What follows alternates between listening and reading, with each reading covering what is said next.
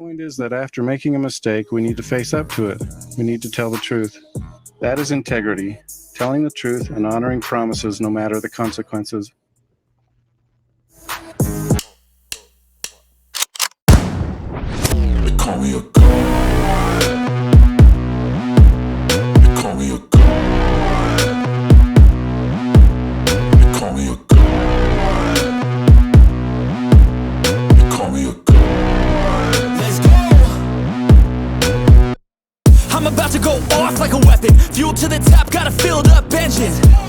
In my thoughts, obsession. I will not stop, no, I'm never second guessing. I got a God complex. Haters love to hate, but I never feel pressed. Got a lot on my plate, but I never get stressed. I'll take all the pressure like I'm acing this test. Tear it up like I'm Jason. I see the world like it's ready for the taking. I see this place like a game I'm playing. Straight to the bank to collect my payments. No negotiations, it's my way, I was born impatient. And like a damn Freemason, I'll run this nation. They call me a god. They call me a god. They call me a god. They call me a god. I don't know how to stop. I just go till I drop. Whether it's working or shots, give it all that I got. You can watch me work in my element. Anyone in the way is irrelevant. You wanna cross me, cool, not intelligent. Cause I don't forget shit like an elephant. Go ahead and tempt me, put it on the line and you'll come. And this is for those of y'all who have not seen Mormon Stories podcast. It was March 3rd. He was interviewing Leah Tylee.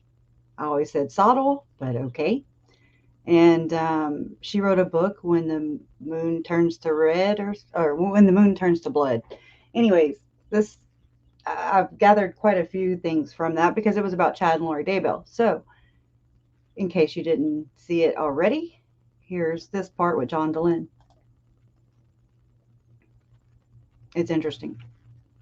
I don't think there's any question that some of the beliefs of the church will be put on trial as far as being a defense, or I wonder if that's an aspect to it. We've kind of been discussing that in the book club. I think prosecutors have said that they were going to be talking some about how these were motivated by a belief system, but that's as much as I know. I can just say, I don't know if this will come as a shock to any of you. Mindy and I have talked about this, but Chad Daybell's attorney, John Pryor, reached out to me and asked if I would consider being a witness for this case to talk about how Mormon, some of the beliefs and doctrines and theologies are. And that gave me the impression that, at least in Chad's case, there's going to be some discussion about whether the church bears any blame or culpability for some of the beliefs that eventually emerged. That's my speculation, but I declined. Mindy said don't do it, and so I didn't do it. Whatever Mindy tells me, actually Margie, my wife, is like, you will not be testifying in this case. So I politely declined. Okay, earmuffs. There's going to be an F-bomb. Mindy, do you have anything you want to add about that? I'm laughing because when you told me that Pryor contacted you, I'm like, and didn't he say that Chad was a fan of Mormon Stories? I was like, really? Yeah. Okay, right there, I have a problem. Chad shouldn't be able to look at freaking YouTube. Just saying. Yeah, he did. He did say that, and I wasn't sure about that. The other thing I'll say is I when I told John I couldn't do it. He calls him by first name basis. John, just saying. I thought of who else knows law that knows Mormonism really well, and I thought of Radio Free Mormon. And if you guys will forgive my swearing, I asked Radio Free Mormon if he wanted to be a witness on this case, and he said, "Fuck no." I don't blame him. Yeah. Anyway. What do you think about this? I want to know. Right? Okay, I'm on my way. Out of the portal I go. Where I stop, nobody knows. What's going on, everybody? Good to see you here. I'm feeling a lot better today. Thank you for all the well wishes. I hate how I look that way. I thought I fixed this last time, but maybe not. I don't want to look cross-eyed. Anyways, like to testify as a, I guess, as an expert witness. That's what I'm assuming. So I think it needs to be done. But how is Chad a big fan of Mormon Stories podcast? That's for people transitioning from being a believer to not a believer. John Dehlin is not a Mormon anymore. He is an ex-Mormon, and he has been for quite some time. So it's just, I don't know. I really think it needs to be discussed. It needs to know, if you're going to learn the facts about Chad and Lori Daybell's beliefs, you have to know Mormonism beliefs. They go hand in hand. That's what I get so pissed off of. I get so pissed off about this. Don't know why. But it's bothersome that we were told it was a cult in the beginning. Okay? That's just, everything's crazy. You're not thinking, you're just doing. And we didn't know. I didn't know a freaking thing about Mormonism except for compassion. Pass it along. Their little commercials, that's the only thing I remember ever. I don't have them here in my town. Yeah, he's a Jack Mormon. Right. I don't have them. I just never have been immersed in that culture. So this was jarring and a culture shock for me, and as well for a lot of you who were like, wait, what? Who? They believe what? And okay, so you take all that, build up, and then really, I mean, just over the past, a little over a year, I don't really know when I was like, oh, I don't remember my aha moment, because I have so many of them in this, for sure. It never stops giving. That's a adequate word. And the more and more I've researched, the more and more I have found that the only thing, and I'm being fair, I'm being as straight up as I can, this shouldn't be more sensitive than dead children and dead spouses. That's where I draw the line, and I'm like, okay, check that at the door. I got to check this at the door too. And we have to discuss it, right? Because how else can we know unless we discuss it? We have to get comfortable talking about uncomfortable things. It is what it is. We didn't do it. I didn't do it. You didn't do it. They did it. Blame them, but we're here to pick up the pieces. That's what I do. I pick up the pieces. You pick up we bring them together. We try and make sense of them. It's hard to make sense of something so nonsensical. I'm gonna use a word that my Uncle Charles said about Lori. She's nonsensical. And so to Uncle Charles, to Brandon Boudreaux, they both said cult. To them, this is not your run-of-the-mill beliefs. The 100. Okay, how else can I put this where people can understand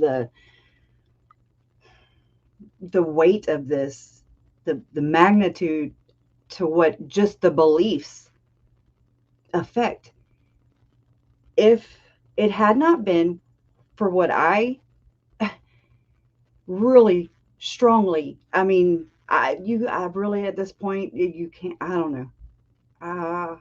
I believe wholeheartedly that Chad and Lori took part of the second anointing. The second anointing is basically, this is how I'm gonna break it down. I don't know verbatim the scriptural. That's not me. I'm not a scriptural whatever. That's not my thing. However, I can point things out and say, you know, this goes with this goes with that don't go. It's nuts. But basically,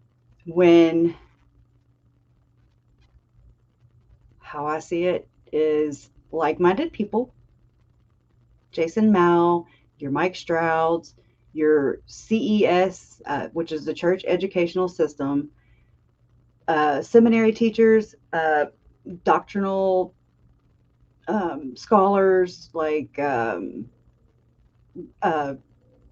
what's his name?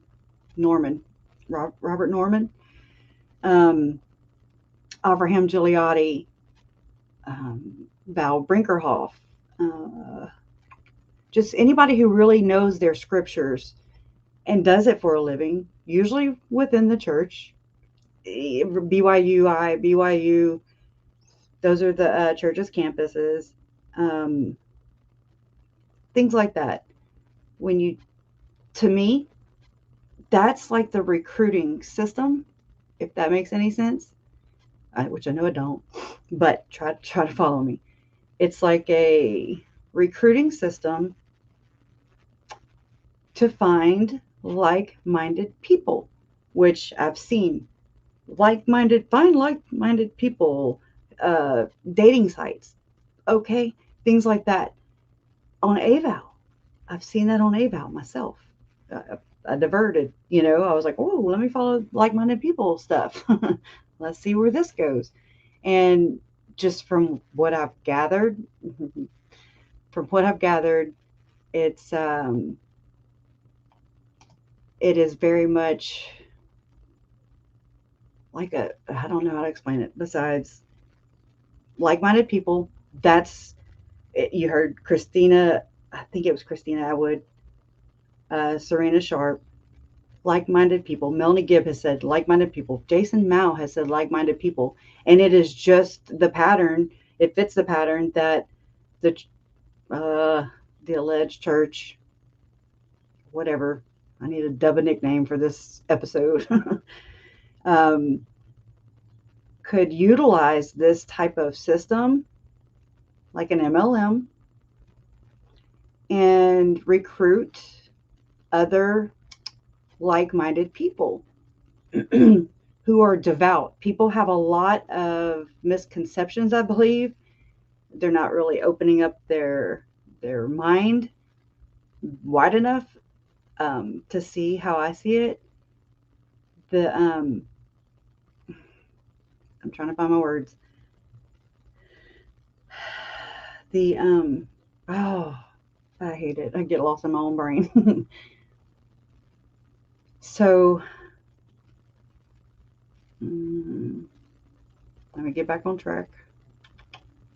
Let me have one of y'all jog my brain. Right? So this thing is embraced by people like Jason Mao and Serena Sharp and Christina Atwood and other like-minded people like Melanie Gibb, David Warwick, all these people. Do you think if I'm finding that many, we're finding that many coincidences and accounts of people saying the same thing, ding, ding, ding, alarm bells, right? Do you think it's just isolated to this group? I mean, right there, that's no. I'd say it's pretty, for them being so offshoot, and that's air quote, they're not an offshoot. It is not an offshoot of the church.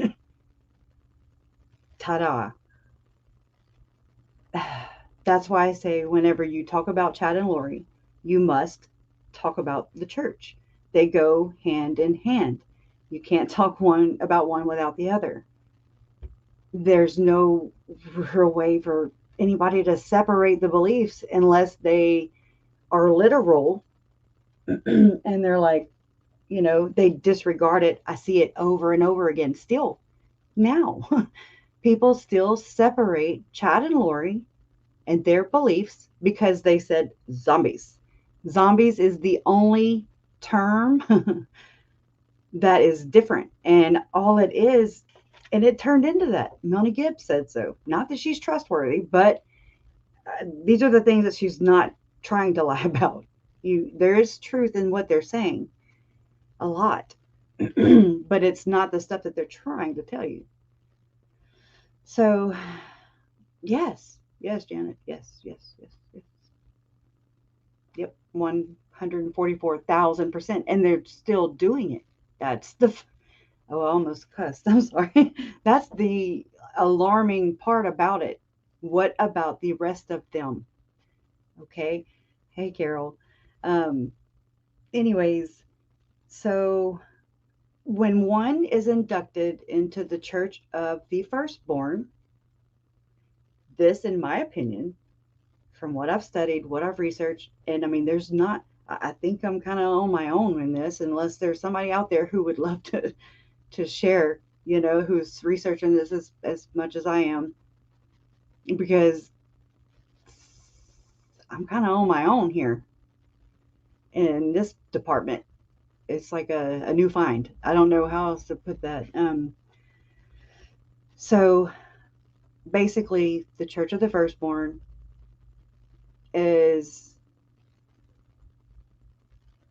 when a couple actually it gets their exaltation and takes part of this secret and second anointing, which is not open to general membership. Many members, I'm sure in these comments during the live stream or after, they'll say our church does not teach that. And used to, I was like, well, I don't get it. Like it would, I'm like, how does their church not teach it? But it really throws you off, and it's really good. It's a damn good tactic, in my opinion. Very good, very clever. But I guess they mess with the wrong person. They mess with the wrong person's family members, because I don't know how it's not so obvious, and it's not. You really have to know what to look for. Okay. And so they become exalted in this earth life, but it's supposed to be so how the church purports it, how it comes out, it sounds like it's for the next life. It's very clever. It's very, very clever, but they're not fooling me. So we would have never heard, my Uncle Charles would have never heard, I don't know, Donna, I'll get right back to you though on that one. I'm gonna hold it. Okay. Excuse me. So I suck at this. Yeah, flirty fishing cult. Yeah, that sounds very, except bigger. Just think bigger. It's separate. They're not their own offshoot, aside from zombie. The term of a disembodied spirit, zombie.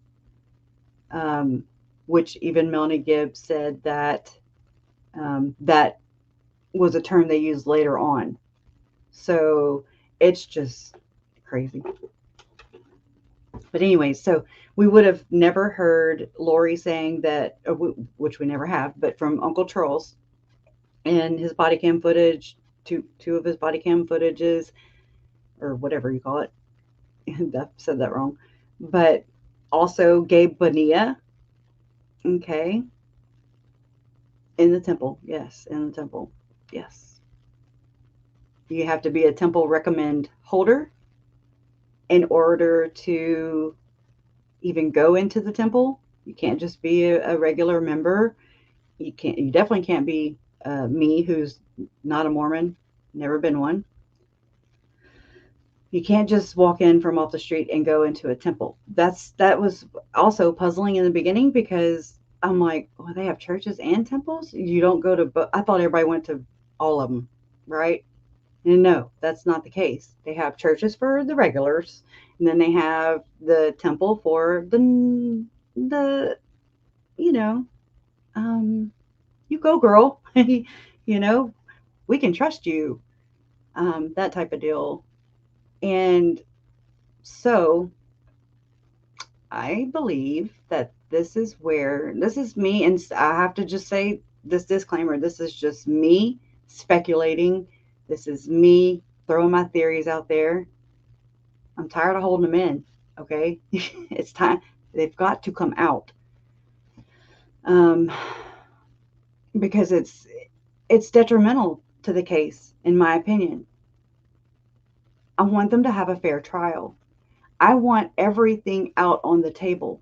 I want it all laid out. We're not going to ever be able to take the church to damn court. This is it. And it's not just my family. You know, it's not just me. There are other families out there who this has happened in their family and they may not even know about it. It's happened to Hans Matzen, his mother. It's happened to the other lady that I shared on my video that I put it to public last night or yesterday.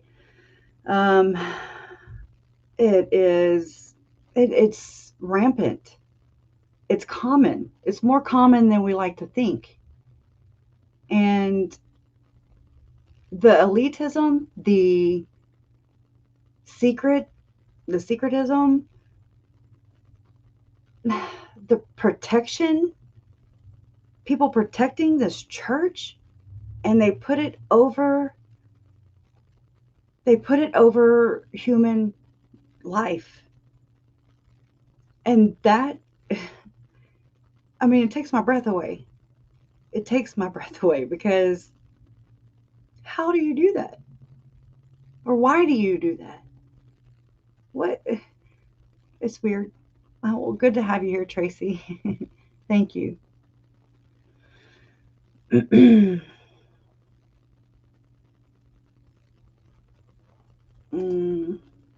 been asking how.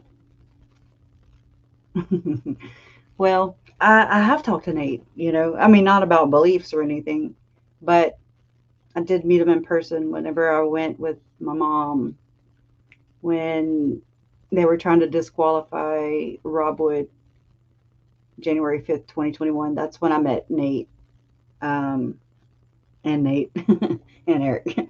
But I mean, I want to know, I don't understand how, I mean, and I get it.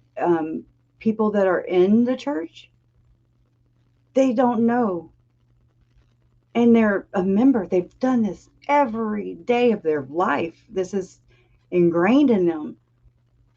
And I think that's what makes it that much more difficult, is because it causes a division. We're questioning. They're saying the truth. They're telling you the truth. They don't teach this. To their knowledge, though, they don't teach this. When you come out of it, from what I have observed, you know, and everything, it is apparent that it's very sheltered. They're very sheltered from this information, because it is damning, in my opinion. Do what you want to do. Worship who you want to worship. But I guess where I have a lot of problems, but where I have one of my problems with this is hiding it. And I'm speaking, I guess, for those who are members or are looking to convert or whatever. They don't know what they're getting, because you're not being forthcoming with them. So at least do that so that they can choose to go your direction or go the other way. To me, that's just even more deceptive practices.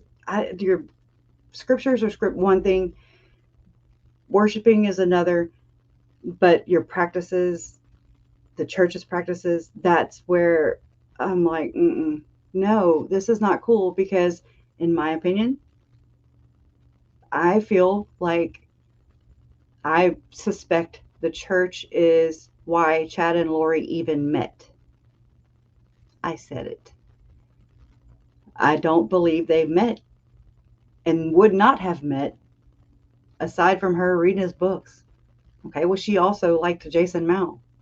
Okay, that's not out for general knowledge, you know, that's just something I know. never mentioned Chad's name. So it's just weird. It's weird. It could be David's. It could be David's. When I imagine, things, when you hear and you read things, you find out information, and you're just like, I have always had a strong intuition, whatever you want to call it, hunch that David and Melanie took part. I don't believe that it was just Chad and Lori. You can't make me for a moment, especially knowing what I know now, believe that David had him a nightmare. Him was so scared that Melanie Gibb, who did not believe in Chad and Lori's crap, she didn't believe that Lori, as a woman, had the power to ordain anybody into the Church of the Firstborn. So why are you going to go knock on their door in the middle of the night? It doesn't make sense. They don't make sense. And they're demons in a corner, in my opinion. Oh, yeah, go hug the baby. Hug the baby. Love the baby.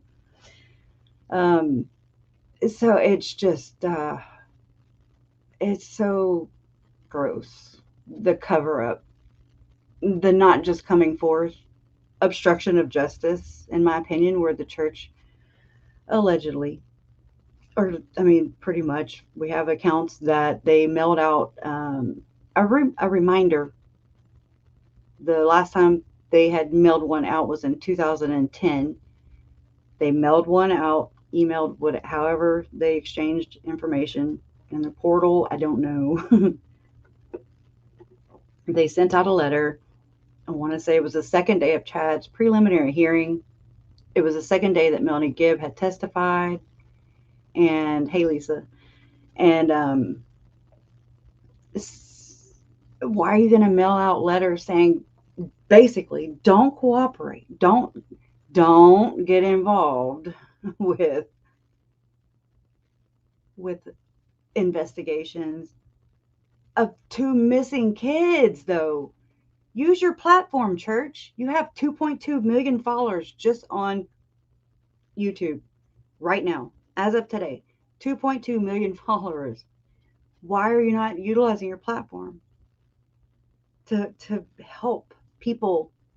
It just seems to hurt people. I didn't go looking for it. This is my introduction to the Book of Mormon. Murder. So I still went in, though, with fresh eyes, fresh lens, just a brand new baby, and I just kept following my gut. My gut kept saying no. They got it from somewhere. They did not just think this up. They didn't just make this up and just collision course, crash course, and everything exploded. No, it does not make sense. Yeah. Gabe Bonilla, I don't know how to say it because the dude's never come out. None of them have. None of them came out and said, hey, let me help. Nothing. They either interjected, Sean Little Bear, Dan Judd, those two called my parents in the beginning of this. And now I see the pattern. Now I see it for exactly what it is. And that is basically your flying monkeys, I guess you can call them. They come in, they come to, well, I say flying monkey, whatever. They come in, they throw just useless information out there. Just, it sounds whack. The whole email, from Dan Judd to my mom that they forwarded to the FBI. I have no idea a lot of background on it, but it sounds crazy. Methgate. That's hashtag Methgate. It's nuts. And he listed a run of a list of people. And so everybody that he listed, now I'm like, yeah, bullshit. No, don't look at none of them people because they're innocent. Sean Little Bear, he did the same thing. He does the same thing. And why? What do you have to cover up? What do you have to cover up? Why are you the interjection? That just, it blows my mind. Why? Distract away from facts. 1 point. Who does that when there are 2 missing, then murdered children? Who does that? Nobody I want to affiliate with. That is for sure. Nobody I want to be in the same damn congregation and membership in with. Just throwing that out there. These are not good, nice, noble people. They don't have integrity at all. To me, they're the most dangerous type of people. They hide behind religion. They hide behind Jesus Christ. That is so troubling to me. That is dangerous. That's like, whoa. Just how I was raised. I mean, no, just a religion aside, I still, I believe in God. I believe in Jesus. I believe in all that. Do I have a strong foundation in it? No. It's just, I don't know. I did go to catechism and things like that. I just didn't adhere to it. I can recite prayers and things like that, but that's about it. It's about it. I got what I needed, I guess, and moved along. And until I was 41, I'm 44 now. This, and talk about a crash course. Holy crap. I'm talking, I was reading back philosophy, the gods,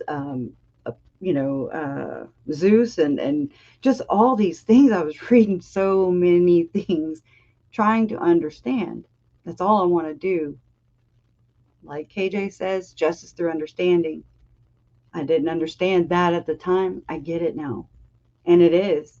Knowledge is power to me, because I feel like they can't just feed me whatever they want to feed me. I know better. And I'm calling them out. Shame on you, church. Straight up, shame on you. Just for this. That's not all the other things that I've researched and studied about, and shame on you even more. God don't sleep. My God don't. So, anyways, this whole, everything you've heard, Lori, everything we know that came from Lori, like being a part of the 144,000, ushering in the second coming of Jesus Christ, translated being, never being, having to eat, never having to sleep, yada, yada, yada. It is the induction, this is my opinion, the second anointing is the induction into the idea of this church of the firstborn. You can't get into the church of the firstborn unless you are chosen by the president. He has to approve it. The president of the church at the time, the active, the live president, and he sends, alleged, there are 2 elders. So there's 15 top dudes. I don't really know how to say it, correctly yet. But, and so they go through this whole ceremony, knowing damn good and well they're both married. This is polygamy. Ta-da! This is how, because they've not stopped it, in my opinion. They've said they've stopped it. They've said, we denounce it. Okay, that's all great and stuff. But you can't continue to do the things that you say you've stopped. You can't. That's wrong. That's lying for the Lord. That's God's law, man's law thing. That's that whole thing. Okay. It is it runs rampant in this case. Okay. It freaks me out because I don't quite trust everybody involved. I don't. I'm just being honest.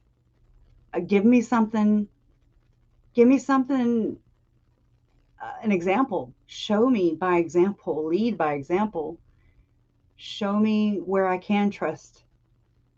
Because everything that I've read, everything that I've experienced, everything in this, none of it points to being morally it's like they're morally bankrupt.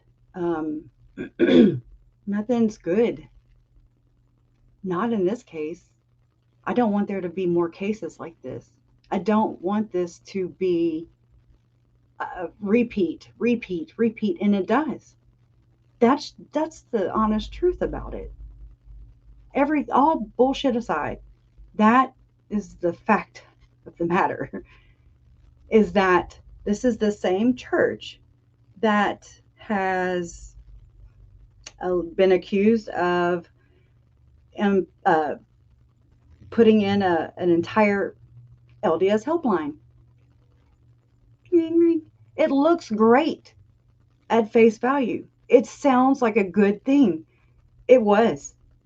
When I read about it, I was like, oh, wow, that's good. So the bishops call when one of its members, says that they have been SA'd or it's not just for them, but it's mainly for them,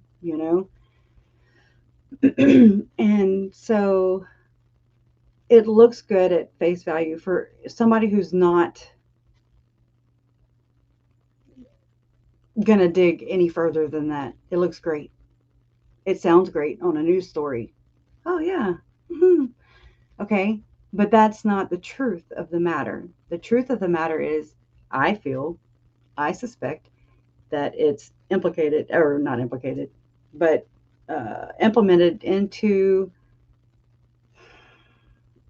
place so that the people who are taking the calls can, say, hey, because they have a script they go by that was leaked out, not because the church said, here, yeah, this is what we do, everything's great. There's no transparency here. Everything's freaking hidden. And then you don't find out about the bad things until the bad things come out, and they're just bursting at the seams. If you're digging in, you can clearly see it's Lisa. Yeah, it's money. It all goes follow the prophet with an F, not the PH, not that prophet. Well, but still follow the prophet with the F. And you're right. You're so right. And it's so unfortunate. It's disheartening. And so many things could have been prevented in this case by itself. Just this case. To take part of the second anointing, you're already that they're married to two different people. I don't know if Charles and Lori, I don't think they went through the temple. And I don't think it was sealed that way because he was a convert. That's another thing. Joe, he was a convert. Him and Charles converted for Lori. I'm sure there's many more who convert and are converts now. But it's also setting them up for failure because people like Lori, who were born in the covenant, born, into this religion, that's what they strive for. They're good people. No, I'm not saying Lori, obviously not, and Chad. I mean, obviously. But you kind of have to, you have to look at what's feeding the beast or what's making this product. And that's what's alarming. it's making victims and it's making narcissists. It's like the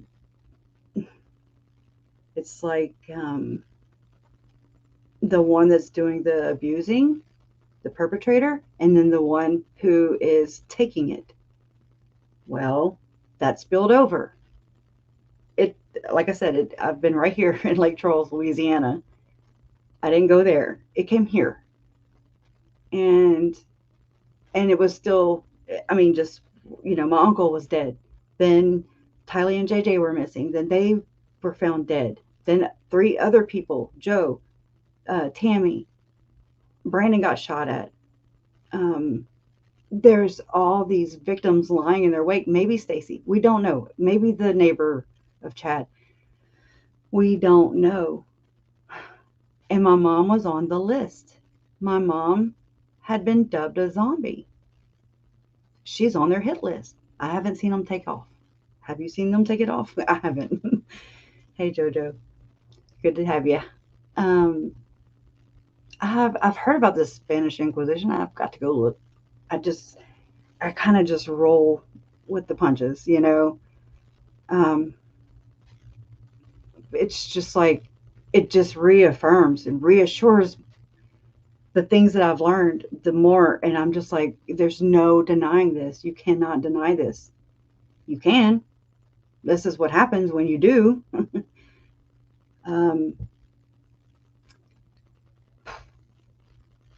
I don't know.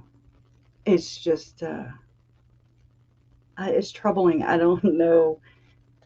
We would have never heard Lori. She wouldn't be in the cuckoo. She wouldn't be going into the cuckoo bin and out the cuckoo bin if it weren't for that language, which is also another way that the church could potentially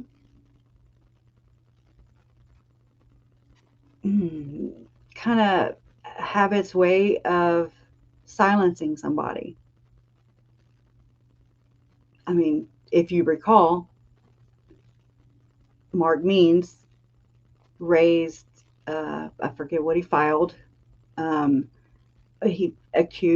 were accusations that while Lori was in the mental health facility in the IDHW, while she was there, she watched Chad Daybell hearing. He appeared on Zoom on October 5th, 2021, I believe. And she was at the IDHW watching. And I forget what they call him, the worker. I'm just going to say the worker. The mental health worker mentions allegedly that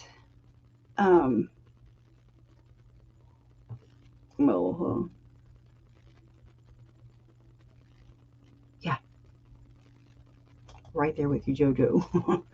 Right. I'm not the only one, right?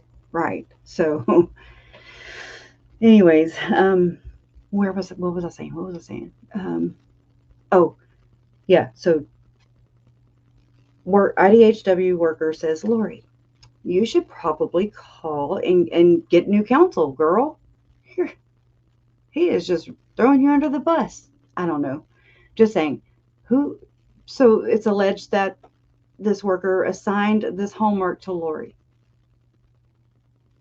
and then told her to allegedly let her know when she completed it.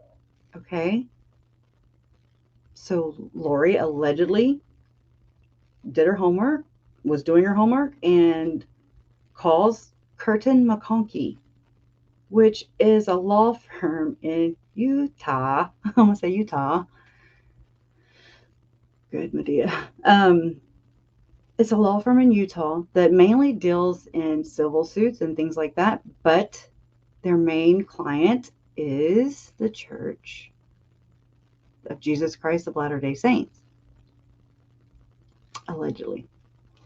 And they're also the people that whenever when a bishop reports a SA report or whatever, it goes and filters through, allegedly, lots of allegedlys here, Curtin McConkie.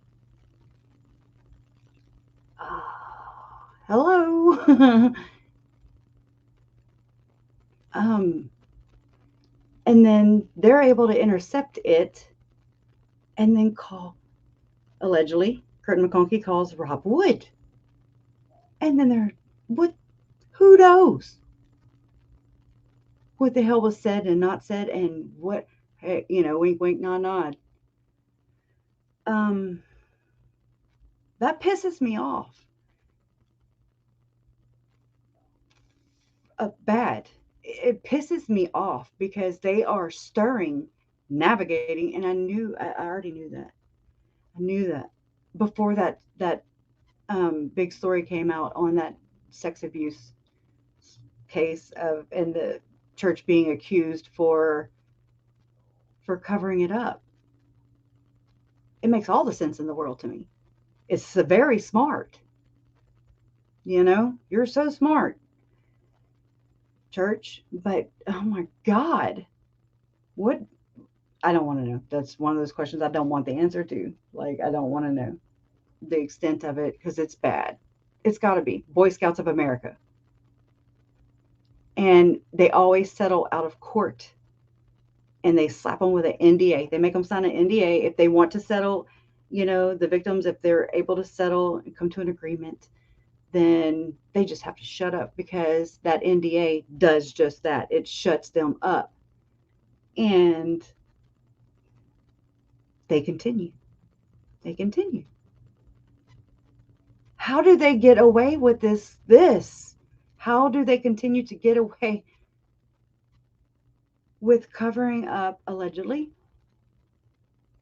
so many reports, so many victims?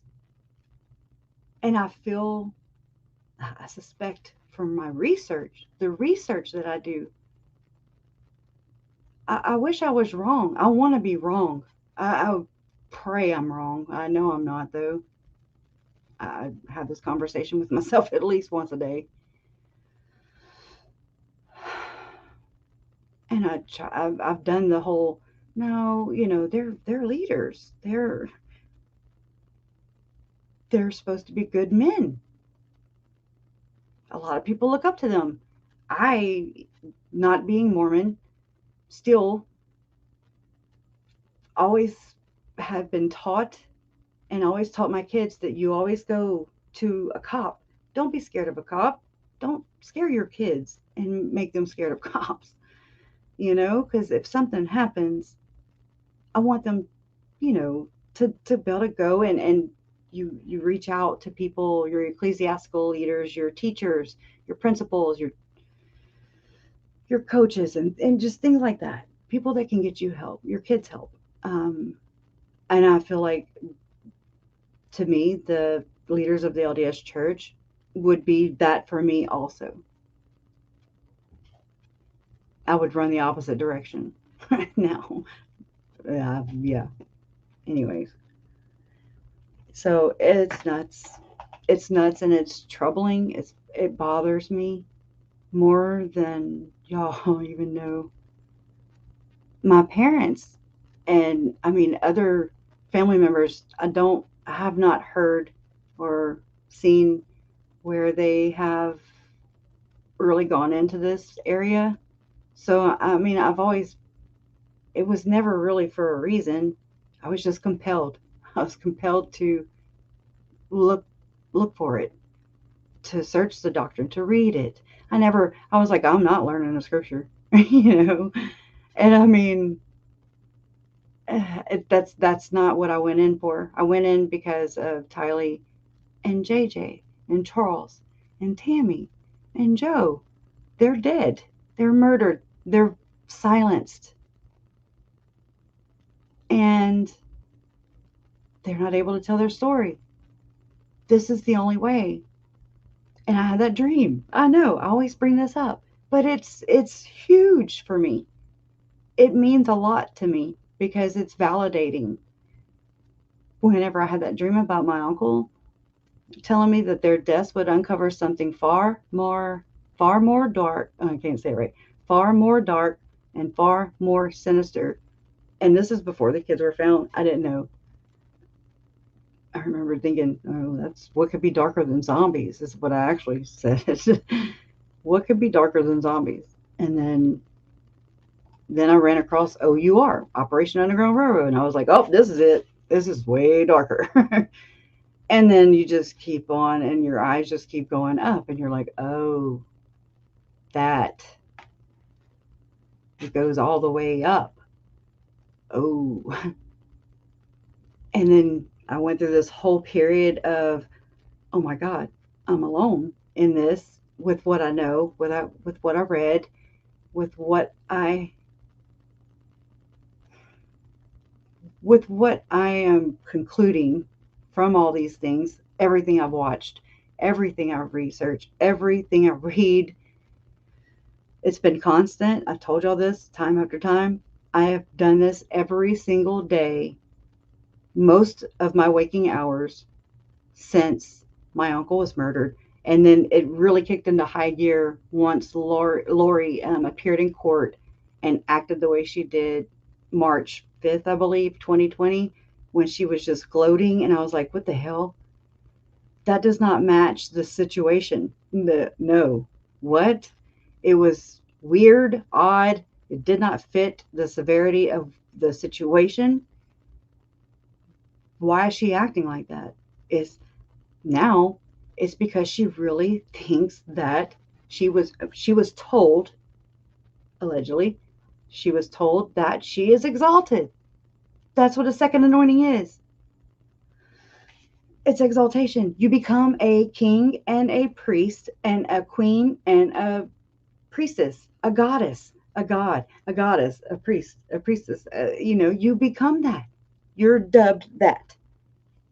Ta-da! Thank you, Beach Bum. Thank you. And zombies is modern code for some other Mormon thing. JW always call people who are not in the truth, worldly people, right? I'm a Gentile. Proud of it, too. Once you believe that the magician and his magic are real, you're gone. You can't call out others who take that and run with it. I truly hope this is over soon for your family to start to heal. Thank you. Thank you. That means a lot. I'm not the only one.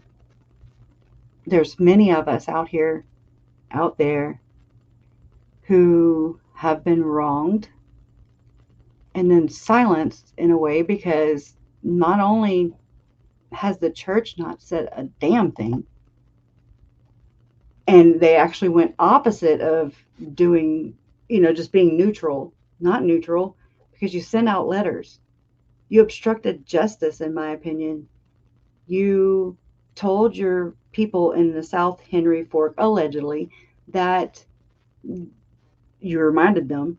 So I want to know what happened in 2010 that warranted these letters initially, in the first place, allegedly. Why are you telling people not to cooperate with or not to whatever, with an investigation, to talk to their ecclesiastical leaders instead? Why? And then I really feel allegedly, I can't say it enough, and it's so ridiculous. I hate saying it. But I'm just a duck in the water over here, like, I'm a nothing burger. I'm a peon. I'm a pain in their ass. They're going to find out, it just, I get that. Jen told me that the other day. She said, she was like, you're a lot like your mom in this. She was like, you're relentless and you never give up. And I was just like, oh yeah, I guess I am like my mom, in that aspect. Thank you, Diane. Thank you. Thank you so much. I don't feel like they are at all. I feel like they're silencing her by making her allegedly cuckoo. Do you ever, I pay attention to those things. I know there's a lot of us that do, right? I'm just like, that doesn't go together. I think that's why she's writing and stuff during court, so that she appears to be helping her counsel in her trial. I'm just saying, I don't feel like they're on Lori's side at all. They want to distance. I'm sure they want them to plead out, but I don't know how that's going to go. But then again, I really want this to be out. It's the best disinfectant. Sunlight is the best disinfectant. And that way people can, including myself and my family members and our family members of all the victims, friends, loved ones, people who miss them right now. It gives me chills. I mean, we don't have them right now.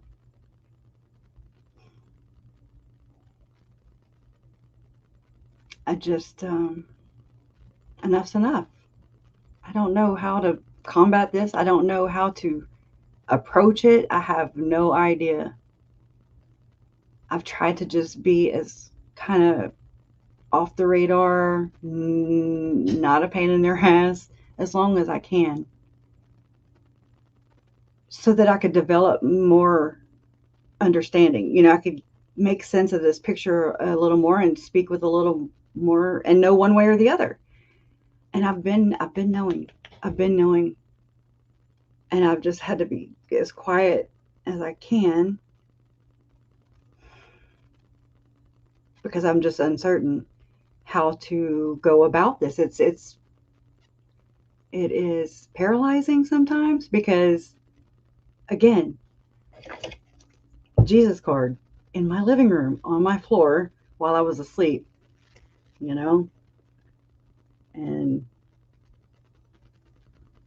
I signed up to their website as Kay, and I used my last name. That's not Easton. And this is the missionaries. We hope all is well. Give us a call when you can. Thanks. Where does it say the missionaries? Oh, yeah. Anyways, that was in the middle of my living room floor. We don't have a temple here, or we do. It's at the McNeese State University. I found out. I was like, oh my God.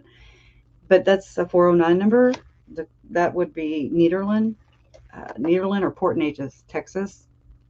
It's about an hour and 15 minutes away. We drove all the way over here just to come say hi. I'm good. It is what it is. I don't want to poke the bear. I just want the bear to stop. But I don't know. Any ideas? Any ideas? Because I know I'm not the only one.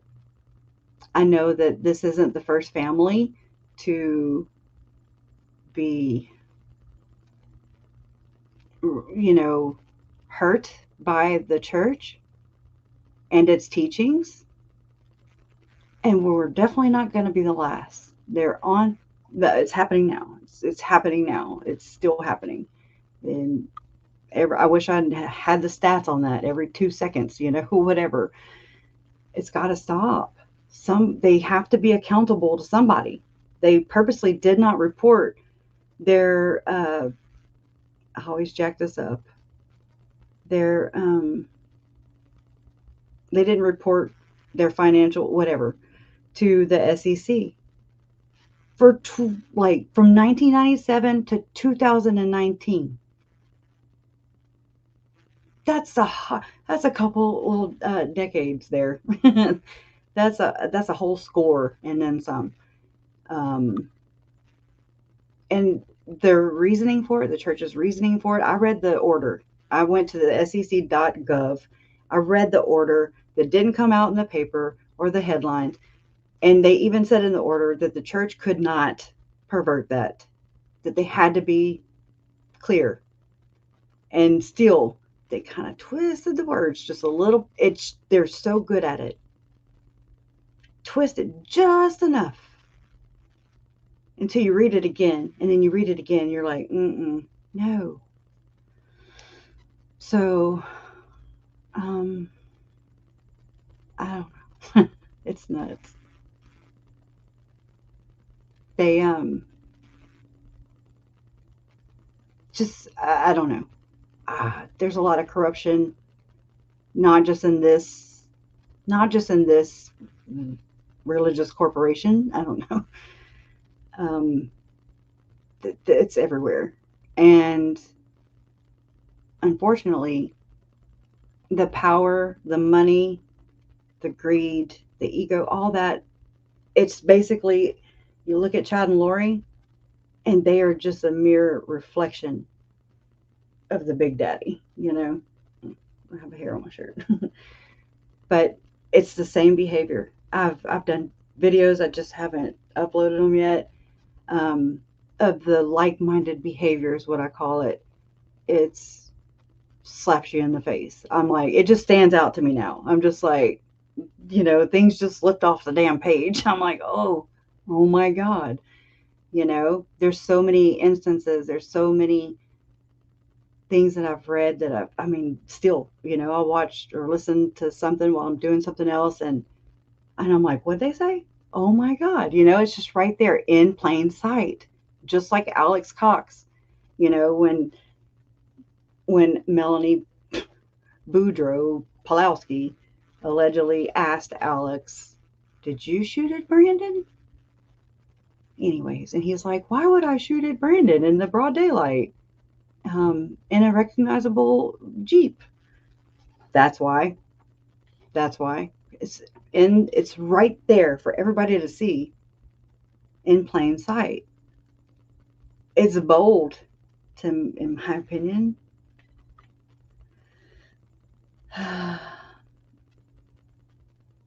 Yeah, Lee here. Yeah. Now we're all, and yeah, they get lost in the crossfire and silenced even more.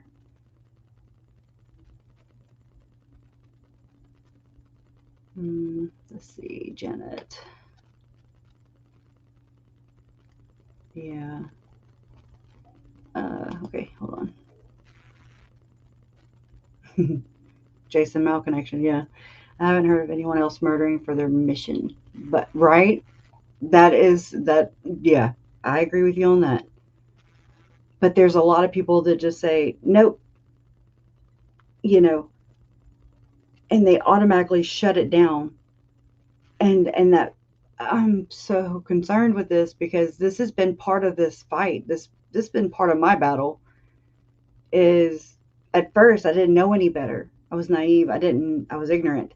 I did not know any better. So when people said mainstream, I was like, oh, okay, it's normal. Okay, whatever. Either way, you know, I did not know anything. I just had to buy it at mainstream. So I wonder how many other people like that are like I was. You know, there's many more people like what I was out there who just buy it at mainstream, and that's fine. You know, it's fine. However, it becomes an issue, especially in this, because of all the interjections, all the ways that they stood in the way. It's just like Melanie Gibb not coming out and lying to police and saying that, yes, she had JJ, and then saying, no, I didn't. It's that thing. It's not the right thing. And it's not something, if, you know, your kids or your grandkids were missing, you wouldn't want that to happen. You know? And then also in charge of this adjudication process as well. And there's a lot of stroke. They have a lot of stroke. They have a lot of power. They have a lot of money. Money is power. Power is money. And I mean, do what you do. Don't mess with my family. You know? That kind of thing. So I already committed to this being my life's mission. Now Oh, thank you, Melmac. Thank you for being here, Mama Shan Shan. Thank you. I appreciate it. I really am. I'm relieved, actually, because I was like, okay, I have this fear every time, when I let a little bit out, and then I always make myself watch afterwards because I'm like, oh my God, I said way too much. I said way too much, And then I'm like, I'm fine. I'm fine. It must have been in my head, just screaming. Ah! But it is I'm very careful as far as pushing my boundaries, I guess you could say. I skirt that line too, because this is big. You can't just come out and say you can't say things that are not true. So I have nothing to lose, though. They'd have to snuff me out because that's not the only way. Again, that's not a challenge. But I don't know. I don't know. That was just my instinct. They say, not that the church was my enemy. It never was. It still is not. But they say to, keep your enemies close. Wait, whatever. Your friends close, your enemies closer. It's kind of that thing. It's like I had to go read the playbook, and kind of find out what I'm up against, what I'm dealing with. Is this just Chad and Lori? Is this the church? Where'd they get this crap from? And that's the troubling thing. That's how the church gets to distance itself from these murders and every quote unquote offshoot. Yeah, the zombie stuff is not that's just it's another term for a disembodied spirit. But again, everything else is part of the rhetoric in the 144,000 Church of the Firstborn. That all goes hand in hand. When you have the second anointing, you're inducted into the Church of the Firstborn, which is Zion. It's the concept. And so it makes me go back and think about the Lafferty brothers and how the Lafferty's mom would use a pendulum also to figure out what they were going to have for dinner at night. Thank you. Thank you, Jean Marie. Always so sweet. Thank you. I appreciate it. Yeah, I do too, Rebecca. I do too. I do too. It's wrong. It's wrong, in my opinion. This is not how it's not how I expected a church to respond to a situation as crazy as this one. But there's a lot of things I don't understand, and I don't have to understand. I don't have to agree with, and that I do agree with. But this goes way beyond. You know how the church kind of always says not to its members, don't miss the mark. I feel like in some way the church has missed its own mark, so to speak.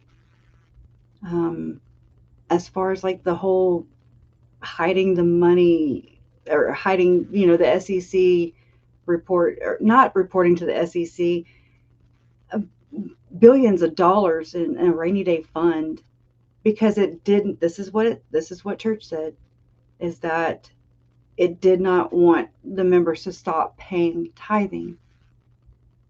So that right there tells me what the church is worried about.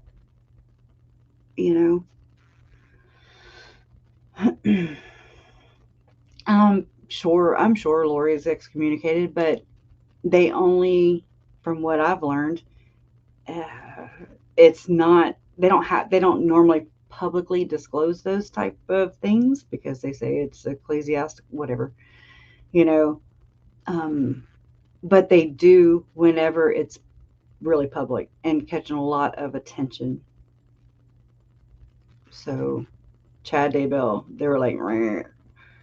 But there's a lot of times that, I mean, look at Alex Cox. He was excommunicated twice. That means he was recommunicated. He was, welcomed back with open arms once, at least. So much so where even though he was excommunicated, he still felt it okay and safe for him to meet with Zalema at Arizona, one of those temples over there. That was on surveillance by the FBI. Will we get that camera footage? Hell no. Then there's, Alex Cox allegedly the night Tammy died, right there at the church. So he felt safe enough and cool enough to be in the damn parking lot, hello. I just find this weird. Yeah. I'm so going to read these comments later. I know there's tons of good ones, and I know it's also upsetting to a lot of people, and I understand that also. I can't imagine what it's like to be in your shoes. But I also want you to know that I have a lot of compassion and empathy, and I really feel for your journey. I'm always here. I will always be here. You can talk to me about anything. I'm a vault. You're safe here. This is what we've tried to create here, is a safe space, because it's horrifying to not have an outlet that you can go to and just, because it's scary. Hey, Amy. How are you doing, girl? Yeah. Exactly. And it's going to go over and over and over again. History repeats itself, So my video finally uploaded. Yeah, I was in the middle of uploading. I uploaded it on Vimeo. Vimeo. Let's see. That way I can show y'all, because I made one just for tonight's discussion. Let me log in. Well, this is fun. Okay, let's see. Log in with Google. I'm sure I have to check something. So, thank you for holding. Oh, okay. It made a liar out of me. All right, let me go ahead and pull it up and then get it ready. Okay. Oh wait. Oh crap. All right, I gotta go to this and hide myself so I can show it to you. All right, let me go back to it. All right, got it. Okay. So I might have to fast forward through the beginning because it's just the intro and all that again. This cracks me up. It's like the old adage, mama ain't happy, nobody's happy. I was like, that is the truth, right? Okay, let me keep going.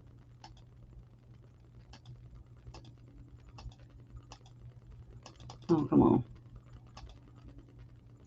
All right, so this is like a news story from a week after they were indicted, okay? So it's a little old, but I threw in some Mormon Stories podcast in there from March 3rd. It's relevant, in my opinion. Let me know. I'm just going to hit play, and then I'll go back to the comments so I can see what y'all are doing. Arizona to Hawaii. Well,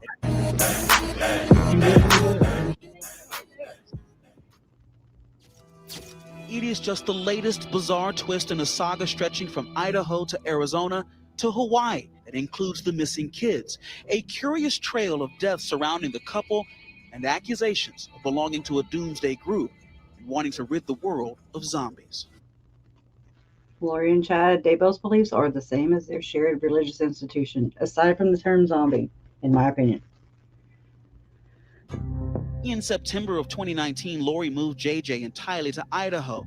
After months of no contact, the grandparents, Kay and Larry, asked police to conduct a welfare check. She never would respond to anything. Text, voicemails, emails, nothing. When police went to Lori's home, they discovered not only was JJ missing, but so was Tylee. Authorities allege Lori and Chad told police a series of church. lies. She wants you to tell the truth. They're going to church. Just after knowing what we know now, there are 2 dead, murdered kids on Chad Daybell's property. That even, by the way, even after Lori was arrested on March 27th of 2020, Chad Daybell, I got this from Justin Lum, and I just ran back across it, so it's kind of fresh in my head. He was trying to buy a double wide to put on his property, and he said, sources told Justin at that time that his financial the financial part of it was moving right along, and I'm sure it was with Tammy's damn blood money. I'm sure it was. It runs out, until they're stuck and like demons in a corner. So anyways, so these are like all the ways where conspiracy to commit murder is, well, let me grab it real quick, is a little quicker. Okay. What are my defense options against conspiracy charges? The law defines conspiracy as agreeing with others to commit a serious criminal offense and act to complete it. This can include drafting a detailed plan, scouting a specific location, stalking an individual, purchasing weapons, or any other equipment to prepare for your criminal act. Keep in mind that law enforcement could charge you for conspiracy even if you have not committed your planned crime. Your involvement in planning is enough for a criminal conviction if the prosecution has reasonable evidence. I'd say just with what we know, it's compelling. Conspiracy, and that's all they have to prove is conspiracy charges. Conspiracy charges can fall under state or federal jurisdiction depending on the specific circumstances. Each person involved in the conspiracy can face different accusations too, right? Like money, defrauding the government, with Social Security, and then Chad with the life insurance company. No matter your situation, you should hire an experienced criminal defense attorney as soon as you face a criminal accusation of conspiracy. This can make a significant difference in obtaining a reduction or dismissal of charges. And it asks, what are common types of conspiracy accusations? Conspiracy charges cover a wide range of offenses, including conspiracy against a government official, conspiracy to commit fraud, including bank wire or healthcare fraud, money laundering conspiracy, conspiracy to commit murder, including rape, arson, kidnapping, and robbery, non-murder conspiracy where a person dies, drug possession or trafficking conspiracy, and conspiracy for obstruction of justice. Interesting. Prosecutors often file for federal conspiracy charges when the conspiracy involves various types of offenses. What penalties can a conspiracy criminal conviction result in? Conspiracy charges can result in misdemeanor or felony charges depending on the severity of the case. Conspiracy conviction may be a felony even though the underlying criminal offense would result in a misdemeanor conviction. A conspiracy felony conviction can result in the same penalties as those a judge would apply for committing the alleged and or planned crime. If a judge convicts you of conspiracy charges, you can convict? Okay. Anyways, I'm just going to read it. You can face a state or federal prison sentence, probation, and or fines. Any conviction can negatively affect your professional and personal life, but a felony has especially lasting consequences. And it's just saying, how important is it to hire a federal criminal defense attorney? State and federal laws that govern conspiracy are complex, and you can face charges that involve multiple offenses. This is why you should contact a criminal defense attorney as soon as you face conspiracy charges. Your lawyer can help you cooperate with law enforcement and any governmental agency investigators. A reputable criminal defense attorney carefully reviews your situation and can help you build a strong defense to secure a positive outcome. They can also conduct their separate investigation, which includes speaking with witnesses and medical or financial experts. Throughout the legal process, your lawyers help ensure that protection of your rights and that you receive a fair trial. What defense strategies do I have? Federal prosecutors usually have extensive resources for their investigation and effectively gather substantial evidence. Another complication you may face is if your co-conspirators made a deal that involves testifying against you. This to me seems like a likely thing. I don't know. We're not out of the woods yet, you know. Of course, they can make a deal anytime. Effective conspiracy defense strategies can rely on proving that you did not get involved in any agreement to commit a crime, so the conspiracy did not exist. You had no intent to commit a crime. You did not know the plan involved criminal activity. You withdrew your support from the conspiracy. You participated in the conspiracy under coercion or duress. Your attorney can also investigate whether some evidence does not apply to you, or whether a judge could agree to suppress certain evidence against you. An aggressive defense can make a significant difference in getting a dismissal of the charges against you, especially when it comes to federal prosecution. And that's it on that. Now let me go back to Vimeo and share this tab and continue. So, of course, I interjected in all these things, but Chad acted as if he didn't know Lori very well, the authorities said. He didn't know her phone number, according to the affidavit. And Lori's brother told the police that JJ was with his grandma, Kay. Authorities say it was a clear lie, since Kay first called in the missing child report. Lori herself told police JJ was in Gilbert, Arizona with a friend. The day after that police visit, the couple vanished, showing up 2 months later in Hawaii. Can you tell me where your kids are, Chad and Lori? Can you tell me where your kids are? to me, that's just them furthering the conspiracy by covering it up, like by evading police. Of course, I'm no legal expert, but just kind of using some common sense. Anyways. Lori and Chad refused multiple times to answer questions about the... I hope they got that video. Just saying. Oh, gosh. Welfare of their kids. I just wanted to ask you, are the kids okay? Can you tell me? I just can't comment. It's a process. And why can't you comment? Legal reasons. Attorney told me not to speak. In November, Chad and Lori got married on a beach in Hawaii. Oh, gross. But neither JJ nor Tylee was there for the celebration. That's also, the kids weren't there.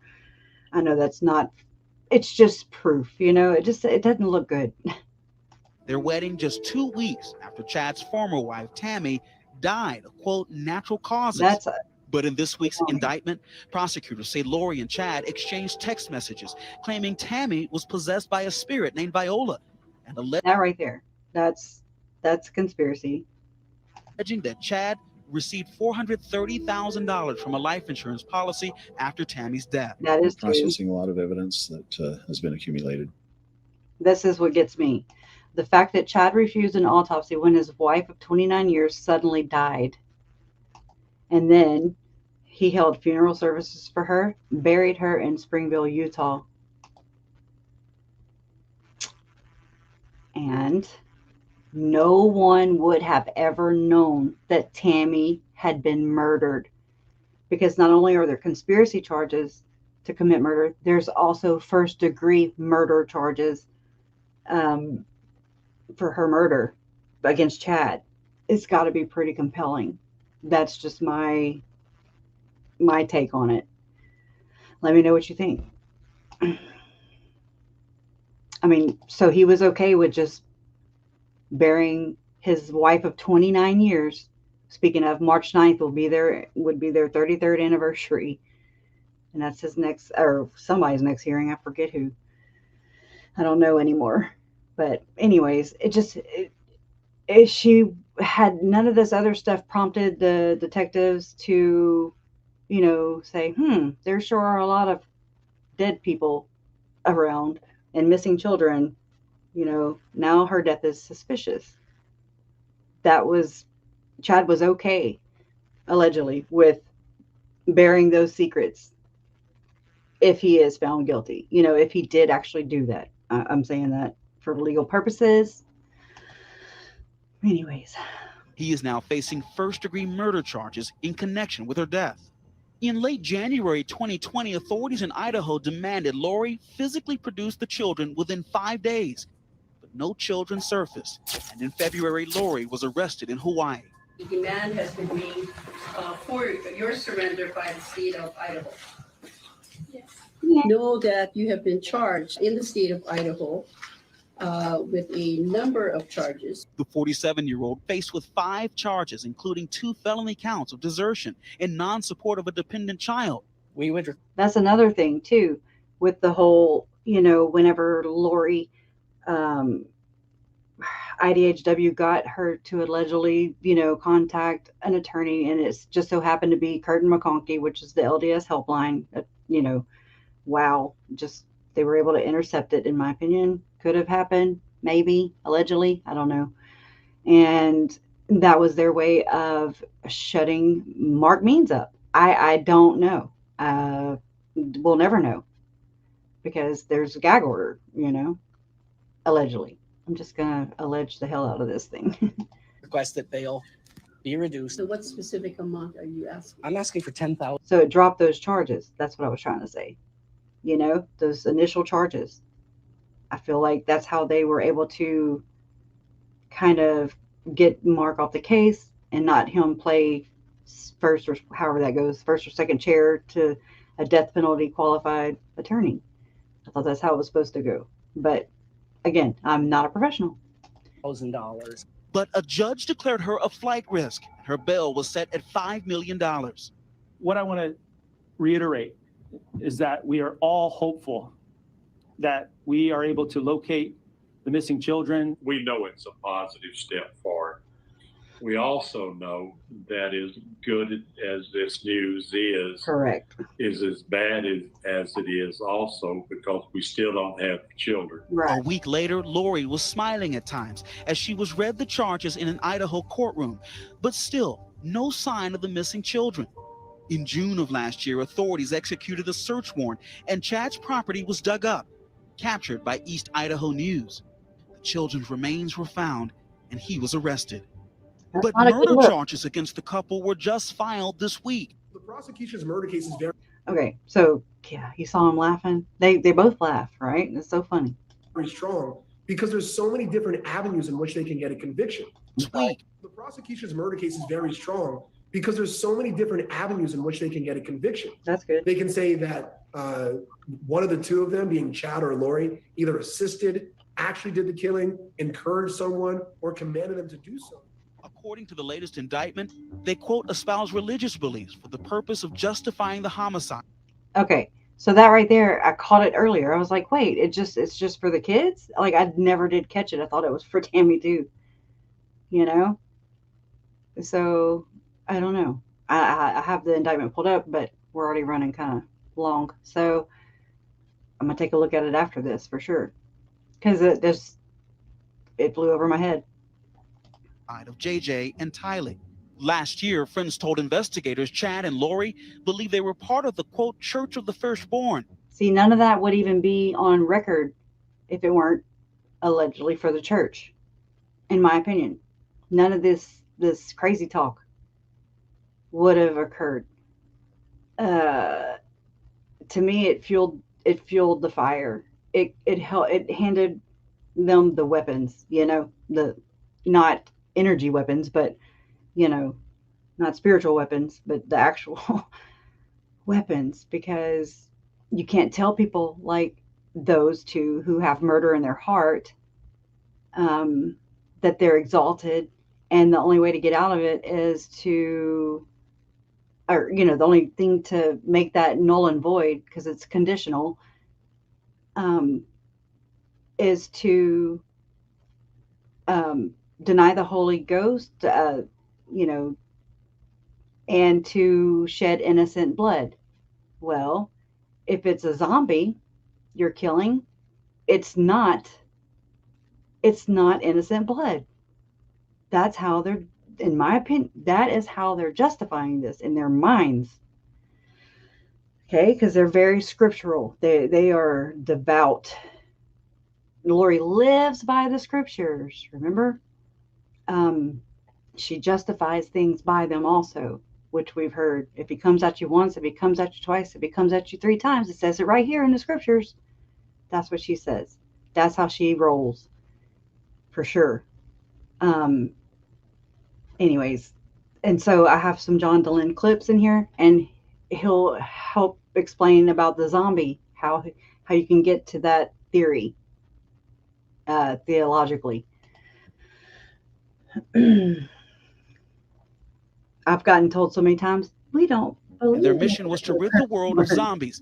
At least one friend telling investigators Lori believed her children had turned into zombies, that JJ was considered a dark spirit. Now that is Mormon, that you can be a dark spirit. And that a person's true spirit was stuck until the host body is physically killed. Some of the responsibility of all this kind of like fringe Mormon doctrine stuff really does lie at the feet of the leaders of the Mormon church and of the past and present, because all sorts of crazy things were taught by Joseph Smith, by Brigham Young in the Journal of Discourses, by various prophets, including, Joseph Fielding Smith and Joseph F. Smith. If you want to have a crazy belief, you can find it stated by someone who the Mormon church teaches is a prophet, seer, and revelator. Someone who speaks to God and speaks for God and Jesus. Mm-hmm. And the problem is and of course that happens over 200 years of kind of, a religious evolution. But the problem is, because the Mormon church teaches its members that its leaders, its prophets and apostles speak to and for God, they never feel comfortable as a church denouncing very much, because as soon as current prophets and apostles denounce a statement of a previous prophet or apostle, well, then that begs the question, then why should we listen to prophets and apostles now if Brigham Young taught, if you're going to denounce the Brigham Young's blood atonement doctrine, or Brigham Young's Adam God theory, or, Joseph Smith's teaching around theosis and men and women becoming gods. If you're going to denounce that stuff, well, then why should we listen to you now? And what this allows is a free-for-all of Mormons being able to reach into any point in its past and to claim doctrines as having prophetic authority. And it's a real pickle, and it's what allows a lot of this stuff to fester. Joseph Smith. But if you study the life of Joseph Smith in the 1820s, before he ever became a religious leader, he was a believer in the occult. He was a believer in folk magic. And the way that Joseph Smith gained his power was by creating the perception that he had special powers. In Joseph Smith's case, it was the ability to take a stone and put it in the hat and lead people around to find buried treasure. And even when treasure wasn't found, Joseph Smith could use his imagination to make people believe that an angel took the treasure away right before they dug and found it, that sort of thing. And so Joseph Smith, the central to his power was the ability to make people believe he had special powers, and he used artifacts like the Jupiter talisman, like his seer stone, etc.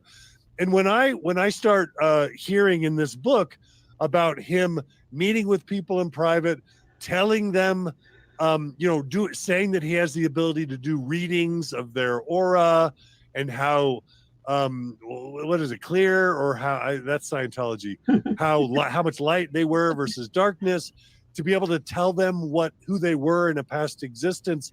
For me, this is Chad Daybell taking a page not out of Joseph Smith's book, but out of any cult leader's book, to develop the perception in the people around him that he is a gifted one with special powers. And so I'm just curious if any of the panelists saw Joseph Smith in Chad Daybell. And this is for zombie, I can say growing up as a Mormon, the idea of a zombie, that's something I've never heard of before. I can't say that part specifically is Mormon in any way, shape, or form from my experience. That's completely left field. Although I can see how they get there. See? I wrote down in a note, this took, in addition to just basic human desires and midlife crisis stuff and marital dynamics and everything, some of the key dynamics are a belief in gifts, a belief in spirits that inhabit the body, very Mormon, a belief in specialness, very Mormon, a belief in polygamy and multiple partners, and then a belief in the end times. And you put all those things together, and then if somebody's acting the way you don't like, and you believe, and another thing is, I was absolutely raised with the belief that, this is really key. It is. We were all taught as part of the core Plan of Salvation 101 that, all of God's spirit children were up in heaven during this council. A third of those spirit children of God's followed Satan, and that they were all cast out into the world, and that we are surrounded by 3 gazillion evil spirits that are constantly trying to tempt us. That sounds like that's another part of. I'm sorry. That sounds like Lori right there. Zach Cox said, that Lori told him, if you're looking at X-rated things, that's just oh crap, the devil, Satan trying to get at you, or however he put it. And Lori also said in her testimony about who we all think is Joe Ryan, about Satan has always hated her or something like that. You can't tell people that they're exalted with this kind of mental health. Of the formula that I can see leads to this belief in zombies, because if you then add a little bit of exorcism in there, then anyone you don't like, well, clearly they've been taken over by one of the evil spirits. And if they've been taken over by one of the evil spirits, well, maybe their spirit's already passed on. Boom. And so if that's the case, then maybe murder isn't murder, because at this point, it's just a body that's inhabited by an evil spirit. It is not even fringe Mormonism. All I can say is I can see how the dots get connected and people can get there theologically. Murder cases in capitalist country. That was so validating for me, because I've been I've been knowing it and just not knowing how to put it into words. It is so difficult. I don't speak this language, I can pick it up all the live long day, but it's so much on my brain with just their murders and dealing with everything. It's a lot that I chose to take on. I chose this route, but I'm just saying that it's so difficult for me to categorize it and put it into words. So it's so relieving to hear other people, validate this. There is no such murder case that has so many layers. You have dead former lovers, missing bodies of children in a field. You have zombies, you have spirits. There's so many interesting layers to this case that people can't stop watching. Authorities in Arizona are also considering whether to file charges against Lori, this time for the death of her former husband, JJ's father, Charles. Now, y'all know that the state of Arizona, or the prosecutors for Maricopa County, they suggested charges for Chad, but they said there was not a likely conviction. Now, That's also the same for Brandon's case, as far as I'm aware. I've got to go look more into that and see. But as far as I'm aware, that's still pending. Brandon's case is still open, allegedly. I don't know. For Nightline, I'm Marcus Moore. What this doomsday couple was up to, and specifically woven into the LDS religion in some way. And there's this strange relationship that we have seemingly uncovered through our coverage of the story and peeling back the layers of this relationship between the doomsday couple and the Church of Latter-day Saints. And the LDS Church has also started to play a role in what is happening inside the courtroom as well. So that's it's alarming. we have a lot to get to, but I want to begin here. Chad Daybell, the doomsday prophet, the one who... We can't call him a doomsday prophet. It's not his own prophecy, besides zombies, besides dubbing them zombies. That wasn't until later, allegedly, according to Melanie Gibb. Is making all these predictions. At one point was closely aligned, it seems, with the... It is aligned. LDS Church. And Eric Smith is a friend of his who spoke with Court TV about Chad Daybell and his religious beliefs and what sort of happened. And Eric was just as much wrapped up in all this. I don't too much trust what Eric was saying back at this point, because I don't think that I don't really think anybody gets it. They're in it, so they don't get it, in my opinion. And I think it's important to hear this because we've got some blockbuster news coming up. It is very frustrating because it's somehow everybody. So take a listen first. In the media has distanced the church. Well, it's time to marry them back up together because they're no different, in my opinion. And I know it's going to piss people off, and I'm sorry. I'm sorry, but it sucks. So does murder. Murder sucks. It's not pretty. Chad's message, I think, started innocently enough. His belief system started innocently. I think he meant to do good. Somewhere along the way, something's changed. Nothing gets past him. I think I see some greed, some pride, even some lust, entering this man. I don't want to be his judge, but it's hard not to recognize those in him. It's unfortunate to watch somebody slowly slip like that, and especially to go this far. Chad has taught some things that they're new to the public and they're disturbing. He has a very dark twist on something that I believe to be more pure. And it's that dark twist that really got us to where we are, right? And at least that's going to be the theory of prosecutors in the case against him.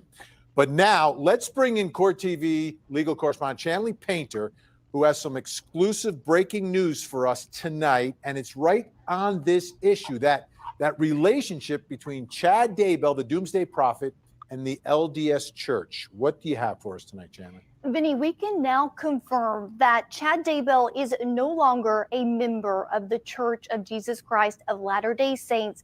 He has been excommunicated. This is something that has been speculated about for years. We have confirmation. In fact, here are the letters that were mailed to Chad Daybell after he was arrested in June 2020, when the remains of Tylee and JJ were discovered on his property. He was taken into custody. Well, here are the letters sent to him at the Fremont County Jail. The first one was dated July 14th, 2020. It says, "Dear Brother Daybell, this letter is to notify you that the stake presidency is holding a membership council in your behalf. The membership council will be held August 2nd, 2020, 10 a.m. This council will consider evidence of apostasy, including promulgating teachings and..."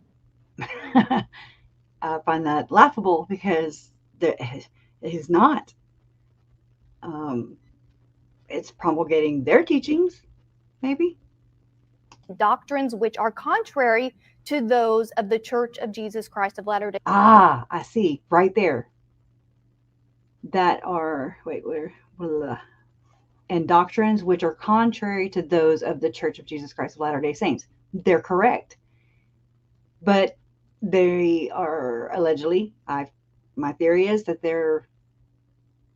they get away with that kind of language because it's the Church of the Firstborns doctrines, teachings that are not contrary. I think that's, oh my gosh, okay. That's what I'm saying. It's so sneaky. It's in there. Saints. It further says he was invited to provide written statement to the council on his behalf, written statements from other persons, relevant information on his behalf to this membership council. This was a letter July 14th. The next letter to Mr. Daybell was dated August 9th, 2020. Now this letter says, and just going ahead and bringing this point again, because so many people have said, well, he was excommunicated. And I'm like, what does that even mean? I didn't know what it meant. It didn't mean nothing to me. It still means nothing to me, but it does in this case. So he was excommunicated after the murders occurred. So for those who care about that, and, I'm just pointing that out. Dear Brother Daybell, this letter is to notify you of the decision of the membership council held for you on August 2nd, 2020. The council decision was to withdraw your membership in the Church of Jesus Christ of Latter-day Saints for conduct contrary to the laws and order of the church. That's God's laws. Specifically for apostasy and for promulgating teachings and doctrines contrary to those of the church. So this decision means, according to this letter, that Chad Daybell no longer enjoys the privileges of church membership. He cannot enter the temple or wear temple garments. He may not exercise the priesthood or pay tithes and offerings. It says he would be invited to attend public church meetings, but he could not, only if conduct is orderly. So this is what this letter says. He had a right to an appeal within 30 days, and it's signed by the president, William Dalling, the Henry Fork Stake president there in Rexburg. Now, Vinny, the same source who provided me this correspondence advised that these letters were delivered to the Fremont County Jail, but Chad did not receive them. And this is dirty. This is what I'm saying. Right here. I'll back it up just a few seconds. Chad did not receive them until a month after the date of the second letter here. So way after September 2nd, 2020, too late to respond.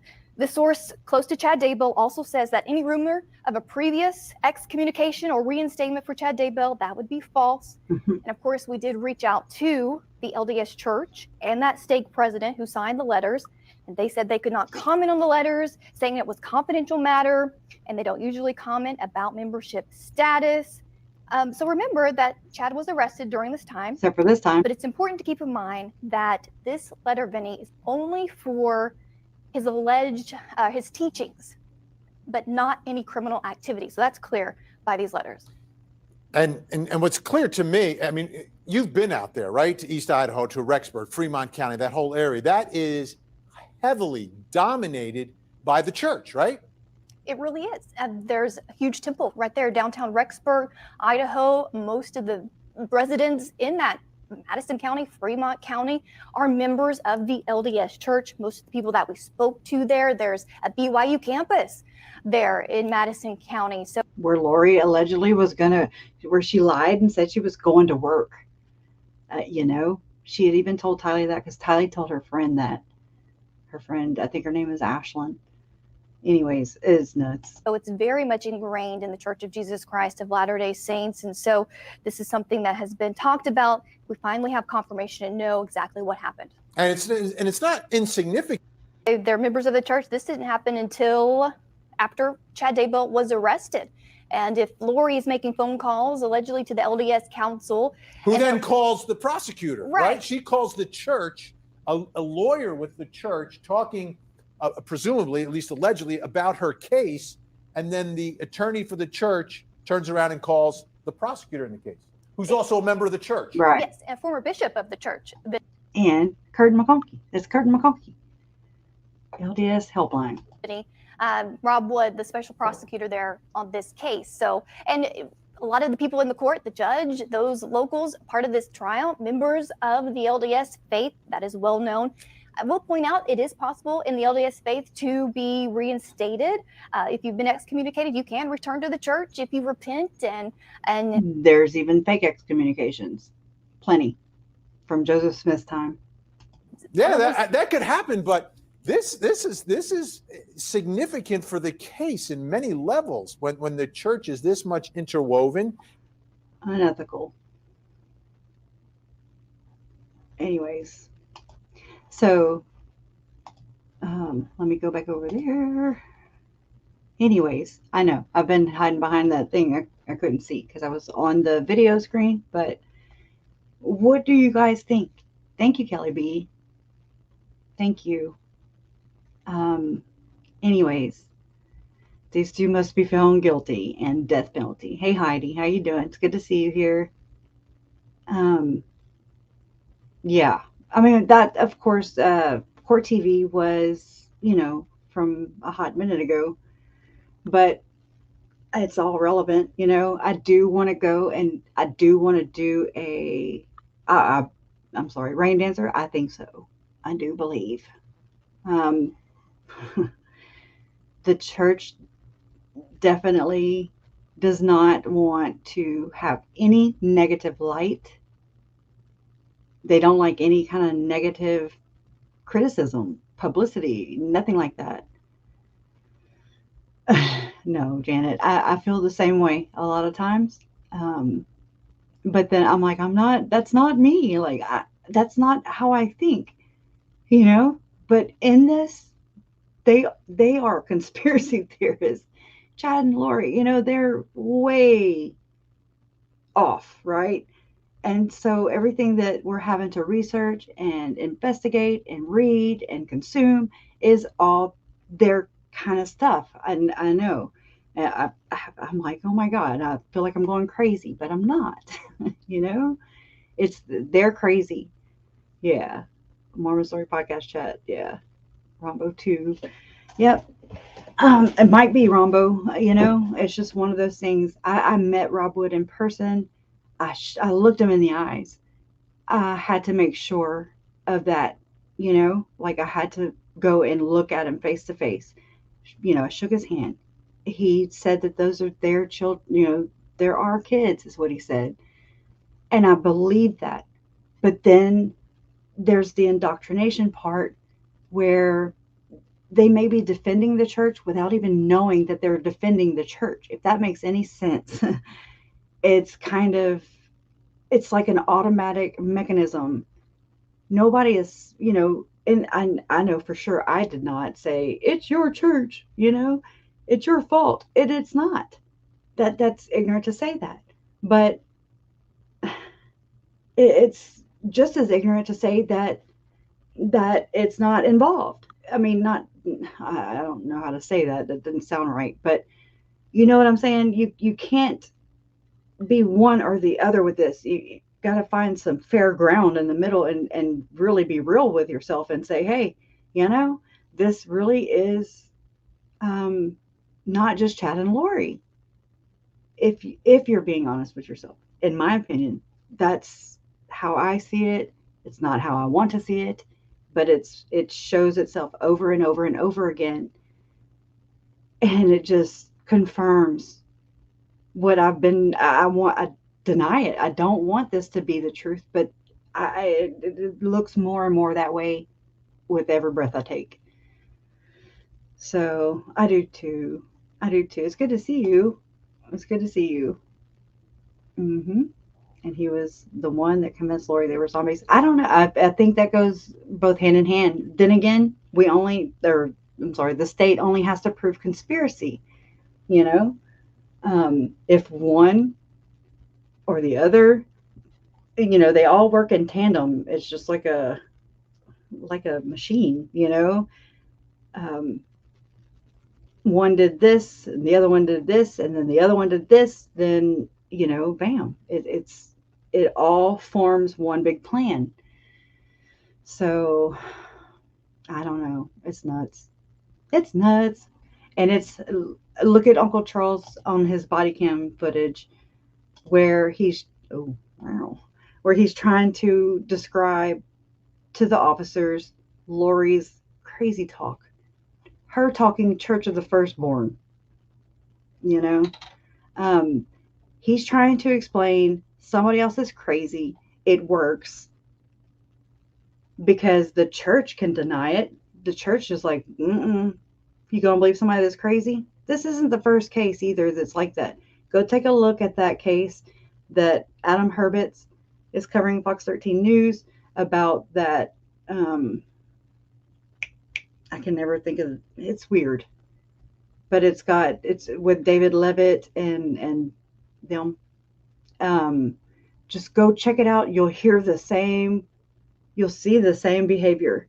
You're like, they're calling the victim crazy. Lori's not a victim. Let's be honest. However, what could she possibly expose? You know, it makes you wonder. Yeah, I don't know. I don't know. I feel like Hermosillo, I feel like he might be LDS, but he doesn't know as much as Ron Ball. I got that from watching Melanie Gibbs' interview and listening. I feel like Zelema maybe had her second anointing, her second comforter experience, because in the video I released yesterday, she says in that interview with the Rexburg detective, she says that, how does, Zelema, she also saw Jesus Christ in the same spot that Lori did. And she said that Rob Wood told her that, this could be that mental condition, folie à deux is what I'm thinking, the madness of two or whatever, shared psychosis. I'm not a professional. Just, this is what, the patterns, it fits. So I wonder if Zelema took part in the second anointing also. And that's why in the text exchanges between Lori and Zelema, it says stuff like David, and it's David O. McKay. That it's David McKay. You know how Lori was somebody else in another lifetime, allegedly, and there's all those charts. I don't think they're all Chads. I've seen them other places now, for sure. Yeah, we've gone over them a couple, last week. This is not just theirs. They're not that smart, So it just, I don't know if we'll ever know. Probably not. We'll never get we did that. Don't happen here. But I feel like with enough of us here really putting in the research that we're doing, the time, the victims the victims deserve that. That's the only way their story gets to be told, is from us doing the work, and helping to bring this out. What we might get there and find out that it has, it looks nothing like what we have now. It looks nothing like that. I will be the first one to say I was wrong. But as of right now, from back in right around the time I first met Jen, August, September, that time period, in 2021, actually, that's when I was like, second anointing. Oh my God. And then, they say that only, higher leadership members, what do you call them? They hold callings and usually are old and give money to the church and stuff like that. Maybe so. However, it does happen to regular members who are devoted. They that is Chad. If this did take place, then Chad is actually sealed to Tammy and Lori. That is polygamy. I don't care how you dice it. It is what it is. So, good night, Beach Bum. Thank you. Anyways, I know I've talked y'all's head off. I'm going to go watch this as soon as I hang up, as soon as I get off here, because I don't remember what I've said. So it's a game I play every time I go live. So just please let me know what you think. I'm all about constructive criticism, all about it. There's a lot of learning to do in here. Nobody just is like, hey, let me show you the ropes. That's not here. It's taken time, energy, brain space, time, terabytes of storage, and all that. And they're worth it. Tylee, Charles, Tammy, JJ, and Joe are worth it. They deserve this, and for all the other victims out there before and future victims, it's for them also. It's for all of them. Enough's enough. But thank you, moderators. Thank you so much for all that you do, and for putting up with all this crap. I'm ready to go to the freaking trial. I'm ready. I don't care whose it is. I don't care. It's go time. Hey, Carrie. Thank you. I'm glad you're doing good. Yeah, the story will get there. You're right, Donna. It will. It's just like I just needed to get this out before the next wave comes through, because I don't know where it's going to push me. So I just hope I can take notes while I'm in there. And I'm okay with sketching too. I'll be a little sketch artist. I'll sketch if they don't let the damn cameras in. Please, God, let there be cameras. Let this come to the light, Carol Ann. That kind of thing. Anyways, thank you, Janet. Thank you, K-Tech. Thank you, Marilyn. Lil Brands. Sam and Wendy. Rombo. Kelly B. Sand Willow. Harley 62. Kathy and Tom. Leanne Ferguson. Kathy Barella. Mel Mac. Zero. I don't know how to say this one, so thank you. And Haunted.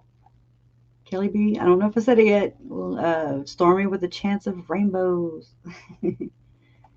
Oh my gosh. Jennifer. How can I forget Jennifer? I can't. Carol M. Beach Bum was here. Janet. Yeah, I'm repeating. Anyways, thank y'all for being here. And let's keep on looking, like KJ says, right? Thank you. Love always wins. You're proof of that. Love you guys. We'll talk soon.